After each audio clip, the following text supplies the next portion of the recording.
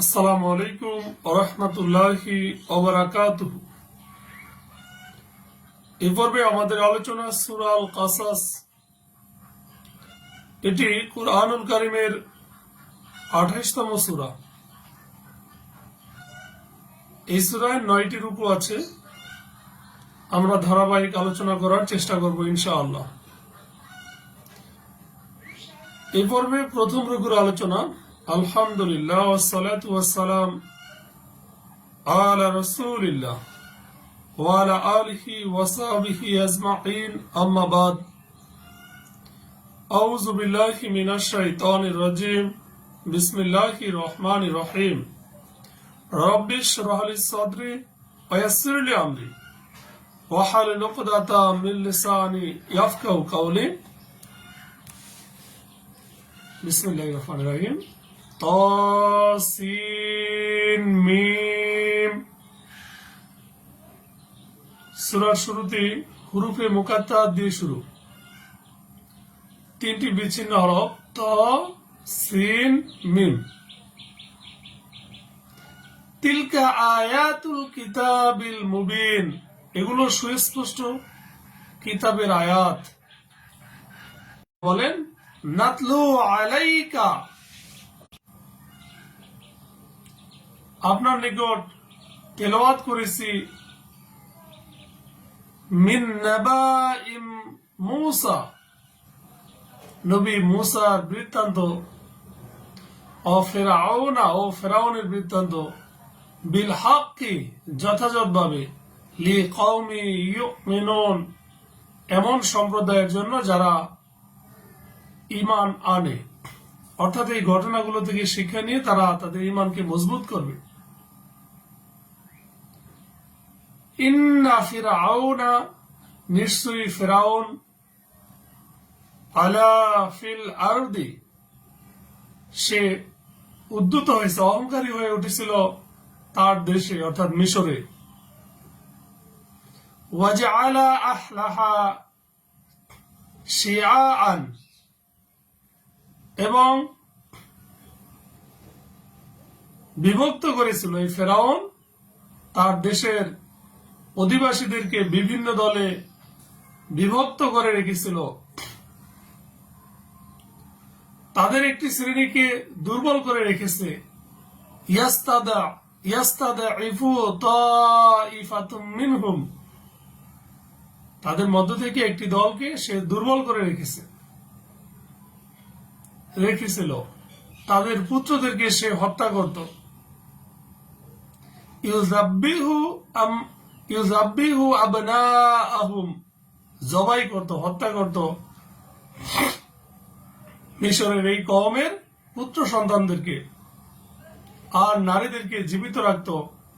ওয়া ইয়াস্তাহয়ী নিসাআহুম ইন্নাহু কানা মিনাল মুফসিদিন, নিশ্চয়ই ফেরাউন ছিল ফাসাদ সৃষ্টিকারী, বিপর্যয় সৃষ্টিকারী, অথবা বিপর্যয় সৃষ্টিকারীদের অন্তর্ভুক্ত। আয়াত 5। দেশে যাদেরকে দুর্বল করে রাখা হয়েছিল, আল্লাহ বলেন আমি তাদের প্রতি অনুগ্রহ করার ইচ্ছে করলাম, আর তাদেরকে নেতা ও উত্তরাধিকারী করার ইচ্ছে করলাম।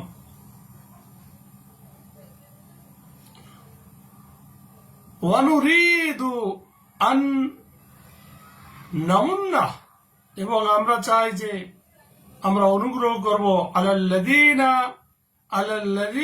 ইসতুদঈফুনা, যাদেরকে দুর্বল করে রাখা হয়েছে তাদেরকে আমরা অনুগ্রহ দান করব। ফিল আরদি, দেশের মধ্যে।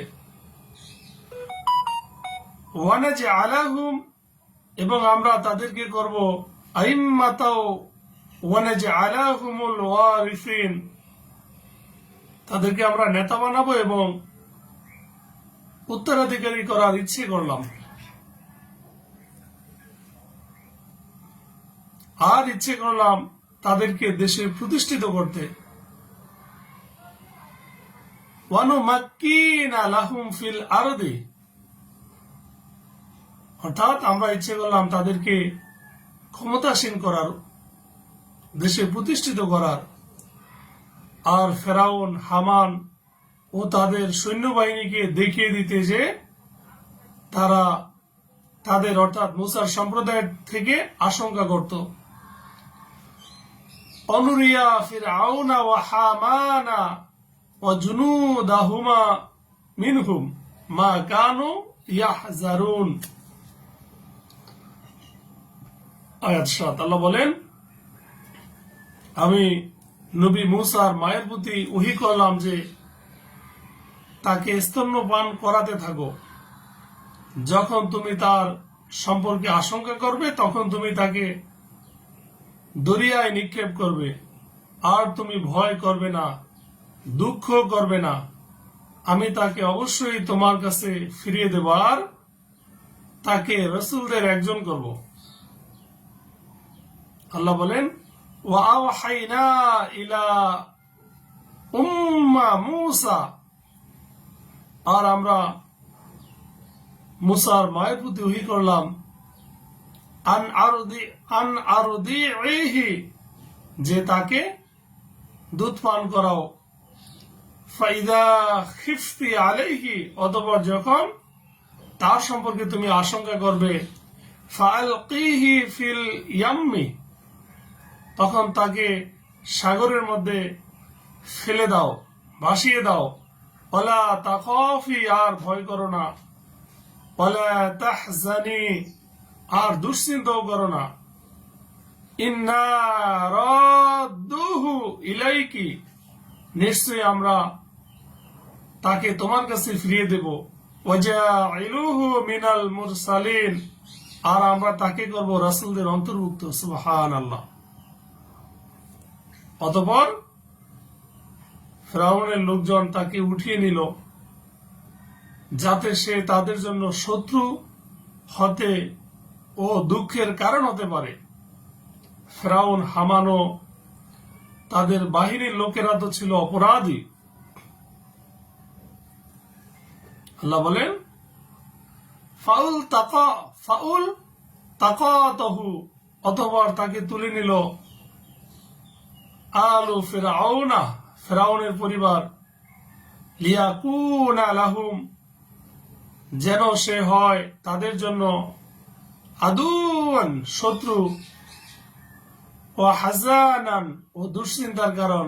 ইন্না ফিরআউনা, নিশ্চয়ই ফিরআউন, ওয়া হামানা, ও হামান, ওয়া জুনুদাহুমা, ও তাদের সেনাবাহিনী, উভয়ের সেনাবাহিনী, কানু খাতিঈন, তারা ছিল অপরাধী। আয়াত 9, ফিরআউনের স্ত্রী বলল, এ শিশু আমার ও তোমার চক্ষু শীতলকারী। সুবহানাল্লাহ। তাকে হত্যা করো না, সে আমাদের উপকারে লাগতে পারে, অথবা তাকে আমরা পুত্র হিসেবেও গ্রহণ করতে পারি। আর তারা কিছুই বুঝতে পারল না তাদের এই কাজের পরিণাম কি হলো।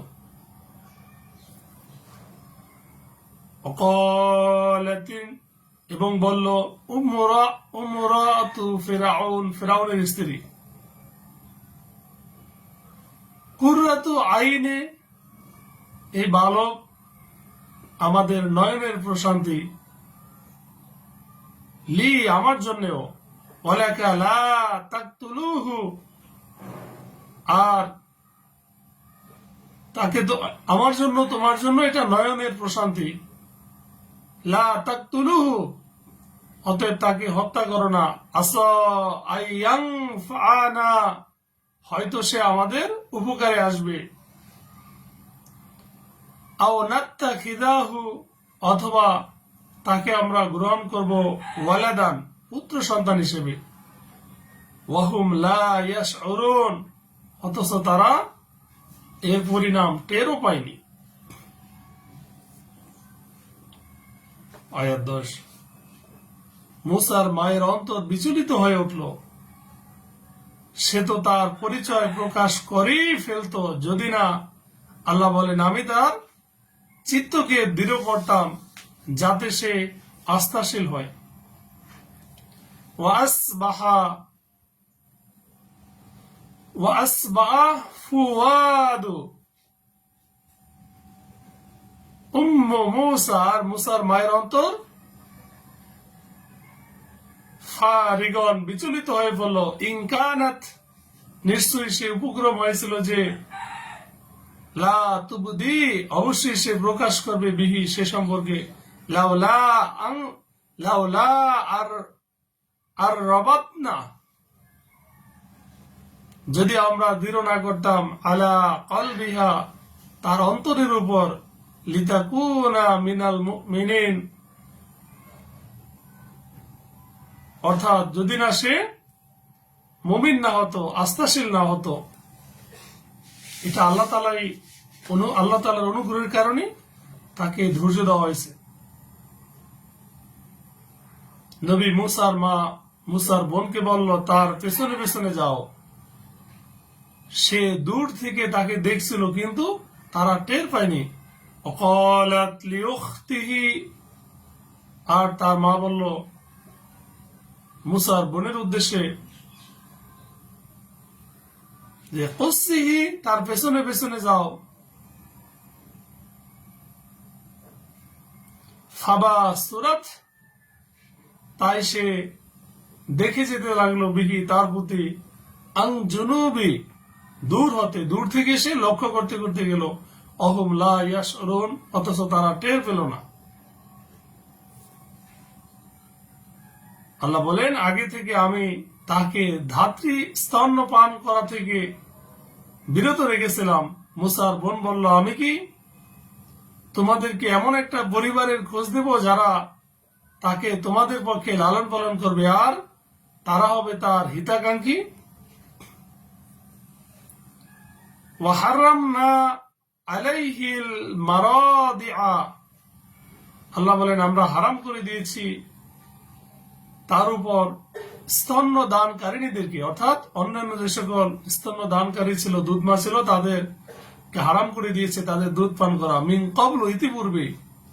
ফাকালাত অতঃপর মুসার বোন বলল, হাল আদুল্লাকুম আমি কি তোমাদেরকে সন্ধান দেব, আলা আহলি বাইতি এক ঘরের বাসিন্দাদের, ইয়াকফুলুনাহু যে তারা তাকে লালন পালন করবে, লাকুম তোমাদের জন্য, অহুম লাহু নাসিহুন আর তারা হবে তার হিতাকাঙ্ক্ষী। এই পর্বের শেষে আল্লাহ বলেন এভাবে আমি তাকে তার মায়ের কাছে ফিরিয়ে আনলাম যাতে তার চোখ জুড়ায়, সে দুঃখ না করে আর জানতে পারে যে আল্লাহর ওয়াদা সত্য, কিন্তু অধিকাংশ মানুষ তা জানে না। আল্লাহ বলেন ফারাদাদনাহু অতঃপর আমরা তাকে ফিরিয়ে দেই, ইলা উম্মাহি তার মায়ের নিকট, কাং তাকাররা আলাইনুহা যেন তার মায়ের চোখ জুড়িয়ে যায়, ওয়ালা তাহজানা এবং যেন দুশ্চিন্তা না করে, ওয়ালি তাআলামা এবং যেন জানতে পারে, আন্না ওয়া'দাল্লাহি যে আল্লাহ তাআলার প্রতিশ্রুতি হাক্ক সত্য, ওয়ালাকিন্না আকসারুহুম লা ইয়ালামুন কিন্তু তাদের অধিকাংশই জানে না। আল্লাহ তাআলা আমাদের সঠিক বুঝ দান করুক, আমিন। আখির দাওয়ানা আনিল হামদুলিল্লাহি রাব্বিল আলামিন। আসসালামু আলাইকুম ওয়া রাহমাতুল্লাহি ওয়া বারাকাতুহু।